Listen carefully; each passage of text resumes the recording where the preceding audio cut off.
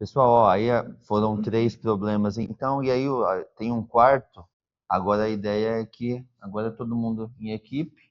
Aí pode ser, a gente replica em um painel só, que é o quê? É ligar aquela carga ali, que é aquela bomba de vácuo de 30, ali na TUG, beleza? Então, fiquem à vontade, trabalhem agora em equipe, em uma equipe maior, mas todo mundo se envolva. Ligar a bomba de vácuo aí na TUG. O nível de tensão eu já posso afirmar que tá ok. Tá tranquilo. Beleza. Aí, né, pode ligar aí, só ligar a carga. Beleza.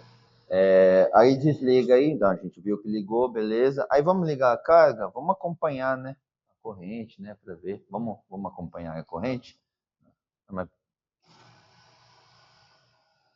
Tá, beleza.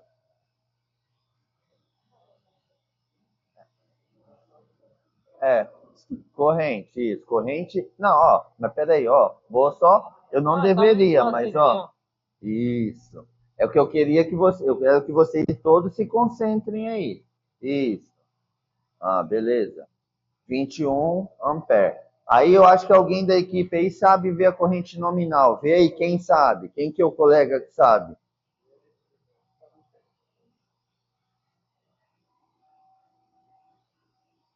Corrente nominal.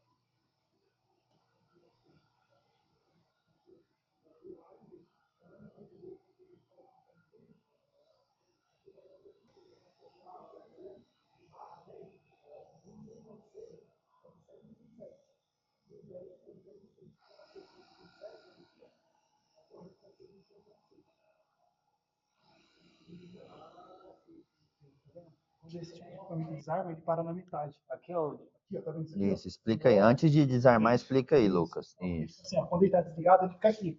Quando ele está ligado, ele fica aqui em cima. Quando desarma, ele para na metade. Já referi que eu falei que é padrão. É contatório isso aqui? Desarmou aí um dispositivo aí que eu não sei o que é, mas desarmou.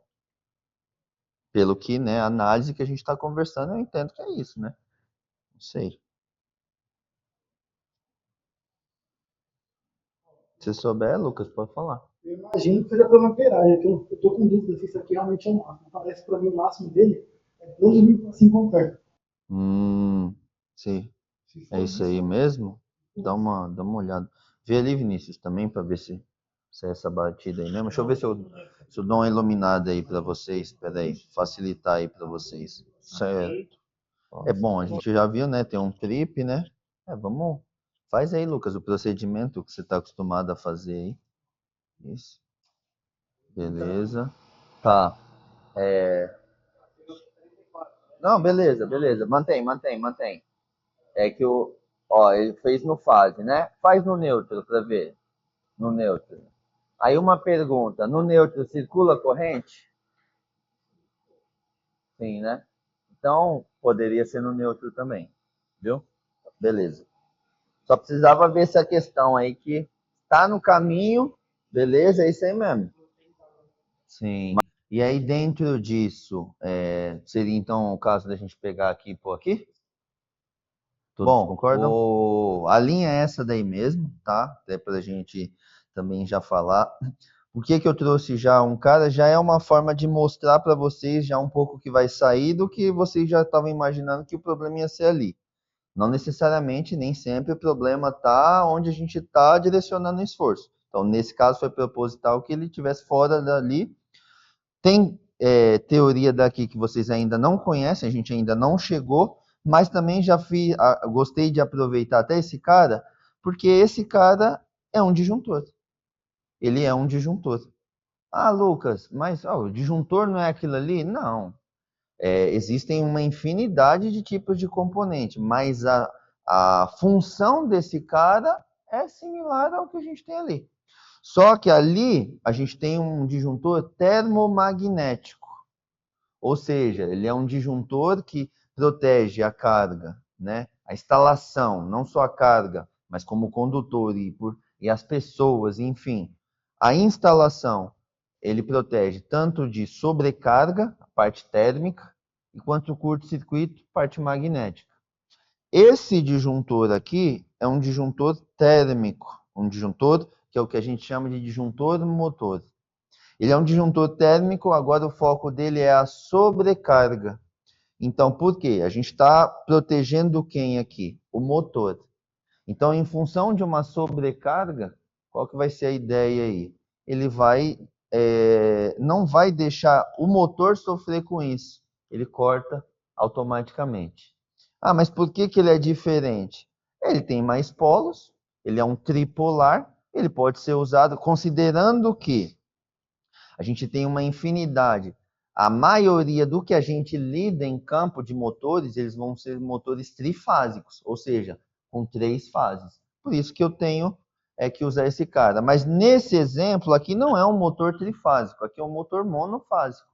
Eu utilizei, aí eu utilizo as 2 fases ali e deixo uma vazia ali, beleza? Ele só pegou, saiu, deu a volta, porque tem um disjuntor aqui, ó. Então, se você ver, ó, ele sai, né, beleza? Entra no disjuntor, aí sai do disjuntor, ó, o termomagnético, beleza? Aí sai e entra nesse cara aqui.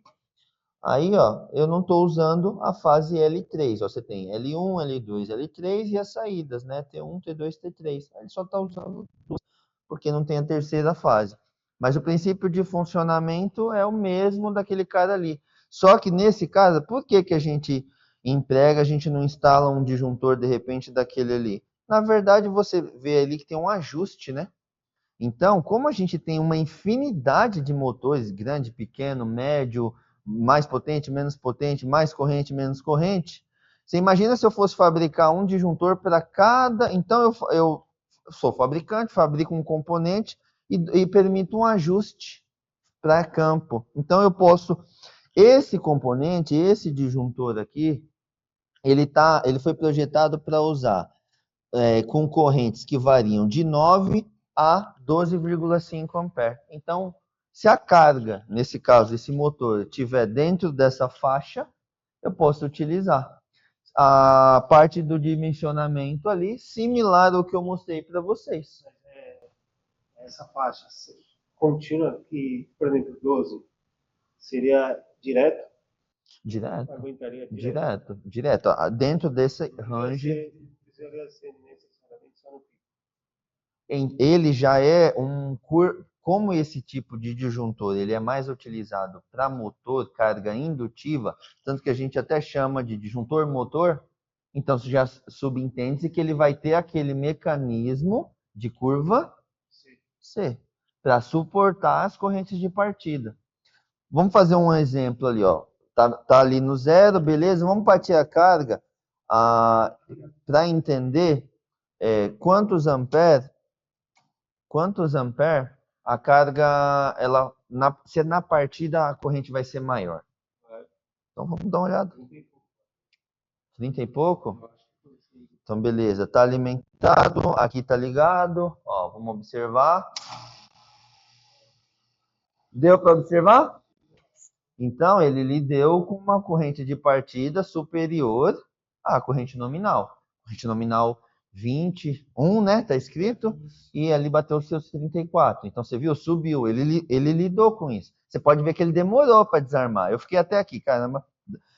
Os caras. Mano, não. É que eu fiquei. Não, explica aí para dar tempo, entendeu? E de desarmar. Porque você vê, não é imediato. Mas caramba, e o de 16? Não desarmou por quê? Não era para ter desarmado? Vocês entendem por que a gente precisa dimensionar o dispositivo condizente com a carga? Ah, estava dando 20, por que aquele ali não acionou? O cabo, vamos pensar no cabo. O cabo. E o cabo? O cabo é 2,5. 2,5 suporta a média de 21 amperes. Estava ali no limite. Apesar do disjuntor estar mais baixo, ele vai desarmar em função de termomagnética. Ele precisa que o cabo suba exatamente a temperatura. Então você nota, mas por que esse aqui? Porque aqui ele já estava com ajuste mais baixo ainda. Então você vê que tem ainda assim tem sempre uma curva para cima. Estava ali no 16, tá 20, ó, tá 4 amperes acima. Ele tá segurando. Não vou dizer para você que em nenhum momento ele vai segurar para sempre, não sei. Aí a gente precisaria deixar, eu acredito que à medida que a carga está funcionando, exatamente, térmico, né? Termomagnético. Então, à medida que o cabo continua ali passando, eu vou tendendo a aquecer. Se você deixar, ele vai...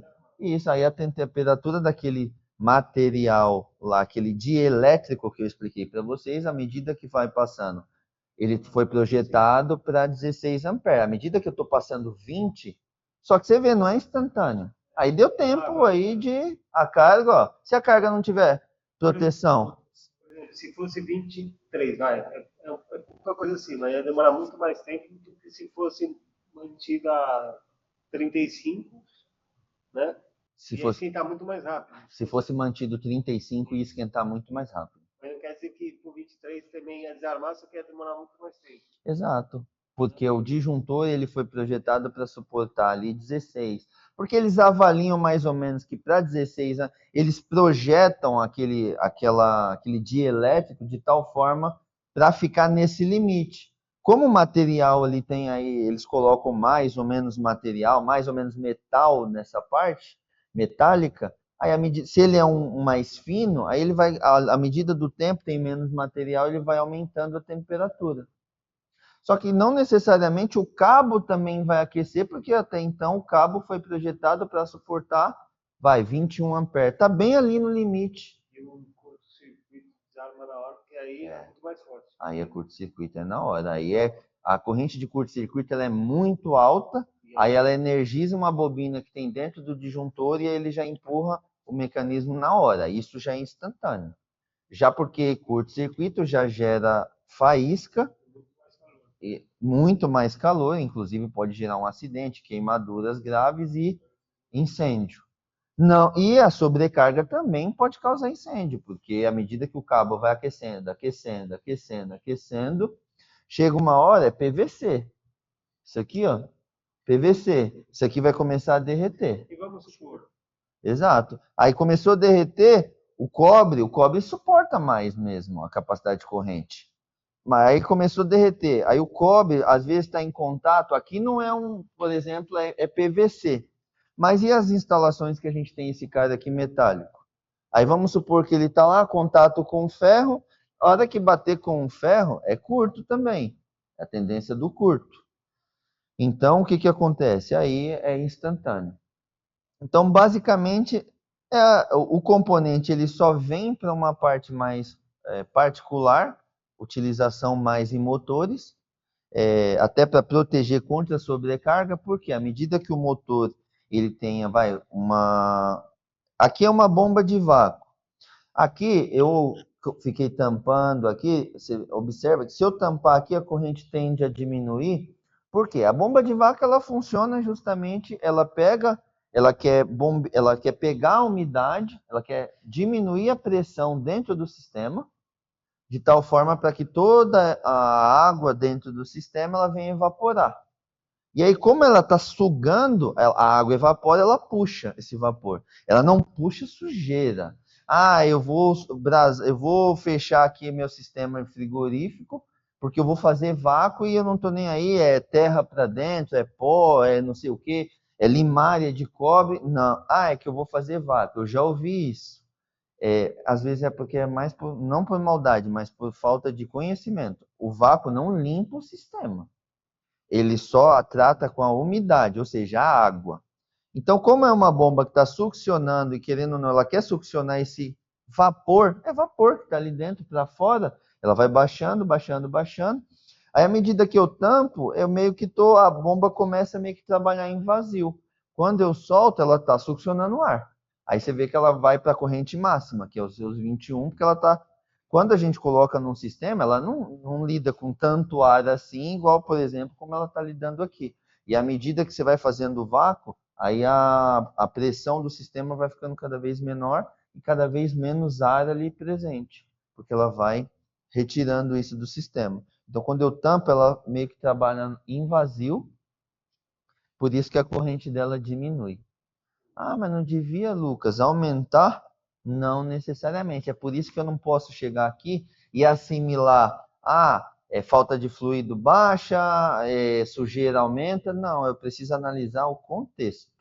Porque intuitivamente, se eu poderia pensar, não, se eu tampar aqui, vai obstruir, né? Então vai aumentar a corrente. E não necessariamente. A análise aí é o que? Ela está lidando, foi projetada para puxar uma vazão de ar dali. Ela vai tirando esse ar e vai baixando a pressão, baixando a pressão. E aí esse ar que está lá dentro, a água que está lá dentro, lá não só tem ar. O nosso ar ele não é composto só de água. Ele tem nitrogênio, ele tem oxigênio, ele tem outros gases incondensáveis e ele tem ar. Ele tem água, desculpa, ele tem água. Então, ele puxa tudo isso, mas o que a gente quer mesmo é a água. O que a gente quer é baixar essa umidade, porque a umidade é prejudicial no sistema de refrigeração. Ela em contato com o fluido refrigerante, ela vai criando uma solução ácida, ali, não com fluido, mas sim com o óleo do fluido refrigerante. Ele vai criando uma propriedade ácida e isso vai aderindo nas paredes do motor, né, do estator lá do compressor. Aí isso vai contribuir. A água não é comprimida. A água, na verdade, ela está. Aí depende. Quando ela está em qual estado? Quando ela está no líquido, aí a gente fala que o líquido é um fluido incompressível. Agora, quando ela está no estado vapor, ela pode ser comprimida, porque você consegue reduzir o volume do vapor. Os gases e líquidos, ambos são fluidos, só que líquidos fluidos incompressíveis e gases fluidos compressíveis. Essa é a diferença.